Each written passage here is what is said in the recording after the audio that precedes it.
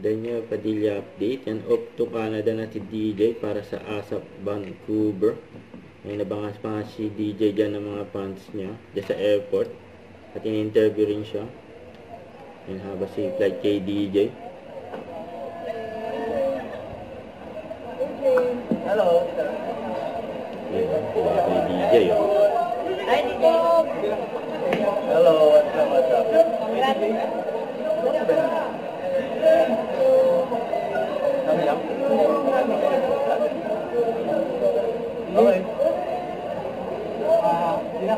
Anong excited tayo naman to?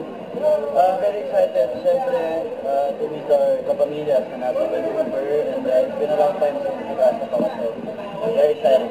First time natin show sa... Hindi naman sa Canada, hindi naman, pero... Ay, Usog po, please. Hi, Usog. hello, what's up? Hi, DJ. Interview si DJ. Okay. Very excited, syempre, to meet our kapamilyas na nasa Vancouver, and it's been a long time since nag-asap ako, so very excited. First time natin show sa... Hindi naman sa Canada, hindi naman, pero it's been a while, matagal na yung last time. Thank you. Okay lang. One, two, Yan, oh, nag-post si DJ. Mas maayos. sige na. Dali na. Smile lang.